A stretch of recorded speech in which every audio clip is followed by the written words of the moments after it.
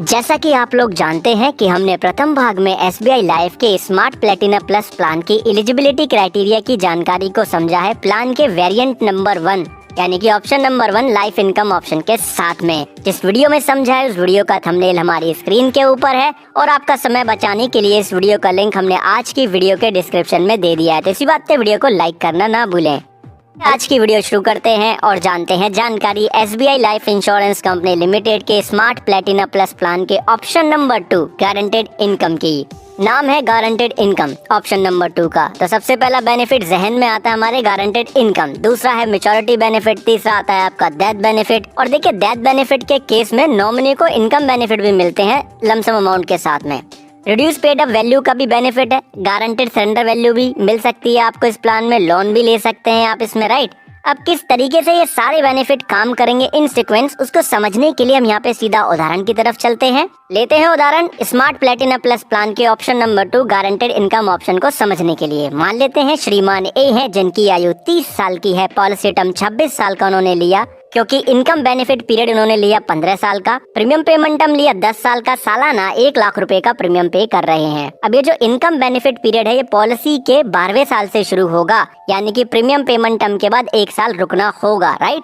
तो हमारे उदाहरण के अनुसार जो गारंटेड इनकम फैक्टर होगा वो 103.81% का होगा, यानी कि जो सालाना गारंटेड इनकम होगा वो सालाना बेसिक प्रीमियम का 103.81% होगा, जो कि 1,03,810 रुपए का होगा। अब इसका टोटल कर लेते हैं जिससे हमें पूरा पता लग जाए कितना गारंटेड इनकम बेनिफिट मिलेगा। तो 1,03,810 में 15 का गुणा कर देंगे तो 15,57,150 रुपए का अमाउंट आ जाएगा। अगर श्रीमान ने सालाना की जगह मासिक किस्तों में गारंटेड इनकम बेनिफिट लेते तो गारंटेड इनकम बेनिफिट का इन्हें 8% मिलता, जो कि 8,304 रुपए 80 पैसे होता। और इसमें अगर आप 12 का गुणा करते तो ये अमाउंट 1,03,810 से कम होता, जो कि 99,656 रुपए 60 पैसे का होता। तो इस वजह से श्रीमान ए ने यहाँ पे सालाना ही मोड पे गारंटेड इनकम बेनिफिट लेना उचित समझा। अब जब मेच्योरिटी आएगी तो ऐसे में जितना भी प्रीमियम इन्होंने पे कर दिया है, जो कि 10 लाख रुपए का होगा during the premium payment term, उसका 110% यानी कि 11 लाख रुपए का इन्हें मेच्योरिटी बेनिफिट मिल जाएगा।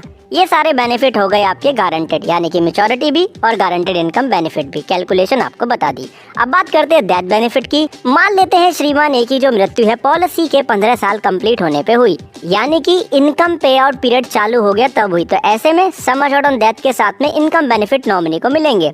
सम अश्योर्ड ऑन डेथ का मतलब है सालाना बेसिक प्रीमियम का 11 गुना निकाल लें। तुम्हारा सालाना बेसिक प्रीमियम 1 लाख रुपए का है तो 11 लाख रुपए हो गया इसका 11 गुना। प्रीमियम पेमेंट टर्म कंप्लीट कर लिया तो 10 लाख रुपए का प्रीमियम पे कर लिया, उसका 105% निकाल लेंगे। टोटल पेड प्रीमियम का 105% 10.5 लाख रुपए हो गया। अब इसका कंपैरिजन किया जाएगा सालाना गारंटेड इनकम में death benefit factor for guaranteed income का गुणा करके। तो सालाना जो इनकम है वो 1,03,810 रुपए है और जो death benefit factor for guaranteed income है वो 8.4987 है। फिर इसमें जोड़ दिया जाएगा मेच्योरिटी बेनिफिट, क्योंकि 10 साल पूरे हो गए तो 11 लाख रुपए ही मेच्योरिटी बेनिफिट होगा। उसमें death benefit factor for maturity benefit का गुणा कर देंगे, जो कि 0.4758 है। अब तीनों में कंपैरिजन करेंगे तो 14,04,860 रुपए का अमाउंट ही ज्यादा होगा। इसी के साथ में नॉमिनी को पॉलिसी के एंड तक 1,03,810 रुपए ऐसे इनकम बेनिफिट और मिलते रहेंगे, ठीक है।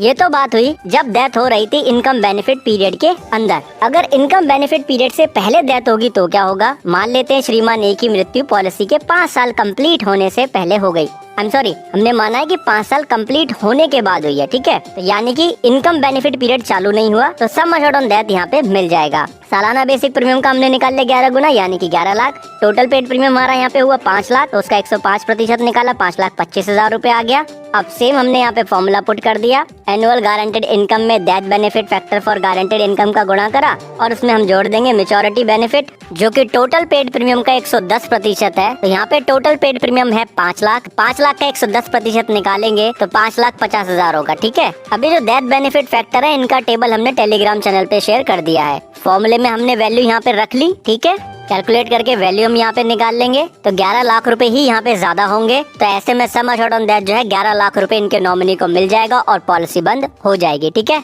अब बात आती है गारंटेड सरेंडर वैल्यू को कैलकुलेशन कैसे करेंगे। उसके लिए हम अज्यूम कर लेते हैं कि श्रीमान ने पॉलिसी के 5 साल कंप्लीट होने पे पॉलिसी को यहाँ पे सरेंडर करना चाह रहे हैं। तो 5 साल में टोटल पेड प्रीमियम हो गया 5 लाख रुपए का, सालाना 1 लाख रुपए के बेसिक प्रीमियम की दर से। और जो गारंटेड सरेंडर वैल्यू फैक्टर है वो 50% का, यानी कि 5 लाख का 50% यानी कि 2.5 लाख रुपए का गारंटेड सरेंडर वैल्यू इनको मिल जाएगा और पॉलिसी यहीं पे बंद हो जाएगी।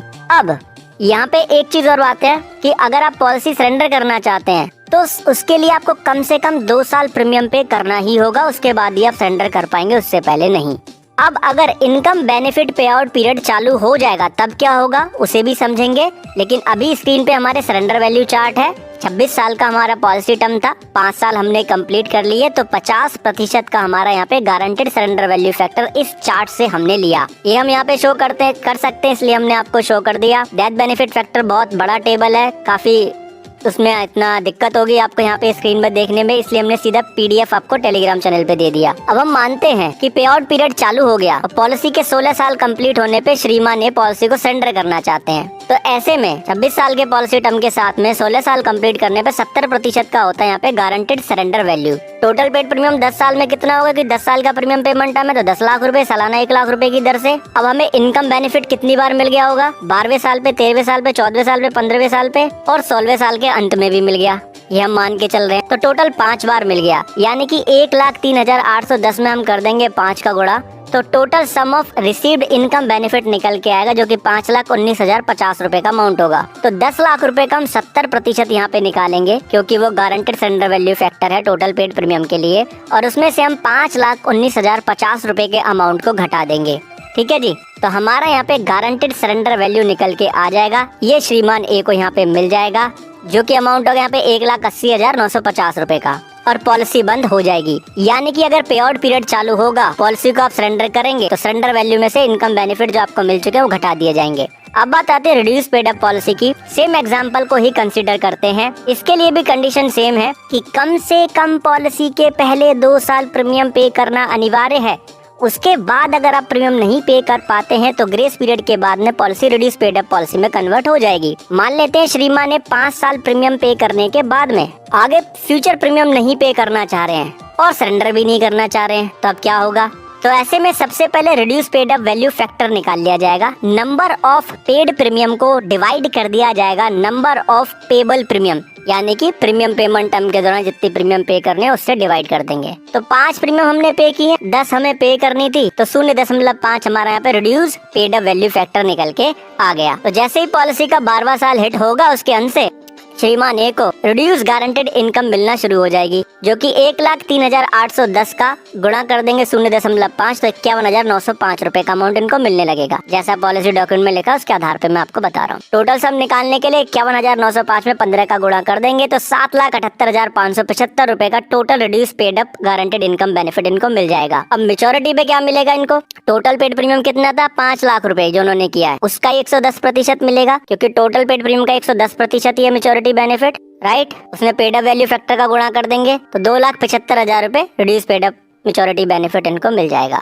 डेथ बेनिफिट की बात करें तो यहाँ पे अगर इनकम पे आउट पीरियड चालू नहीं हुआ है तो सम अश्योर्ड ऑन डेथ में रिड्यूस पेड अप वैल्यू का गुणा कर दिया जाएगा। अब सम अश्योर्ड ऑन डेथ कैसे निकालते हैं मैं आपको बता चुका हूँ, और reduce paid up value factor कैसे निकालते हैं वो भी आपको बता चुका हूँ। ठीक है, सबको कैलकुलेशन करके बस रिड्यूस पेड अप फैक्टर का गुणा कर देना है। अगर इनकम बेनिफिट पीरियड चालू हो चुका है और उसके बाद में डेथ होगी तो सम अश्योर्ड ऑन डेथ में हम गुणा कर देंगे रिड्यूस पेड अप फैक्टर का, ये मिल जाएगा नॉमिनी को लमसम, और उसके बाद में रिड्यूस गारंटेड इनकम मिलेगी। किस तरीके से निकाली जाएगी जस्ट आपको अभी मैंने बताया था। ठीक है, बाकी अगर आपको अभी भी कोई कंफ्यूजन है तो आप कमेंट सेक्शन में पूछ सकते हैं। बात आती है लोन की, तो सरेंडर वैल्यू का 50% तक आपको लोन मिल सकता है, और जो रेट ऑफ इंटरेस्ट है इसका 8.25% है सालाना। ये घटता बढ़ता रहता है, ये फिक्स नहीं है। ठीक है जी, आई होप इन्फॉर्मेशन आपको क्लियर होगी। अगर आपको कोई सुझाव है, आप कुछ कहना चाहते हैं तो बिल्कुल बेझिझक होकर कमेंट सेक्शन में कहिए, क्योंकि हम हर एक वीडियो लाते हैं आपके सुझाव और प्रश्नों के अनुसार ही। आपने वीडियो अंत तक देखा उसके लिए आपका बहुत बहुत धन्यवाद, बहुत बहुत आभार है।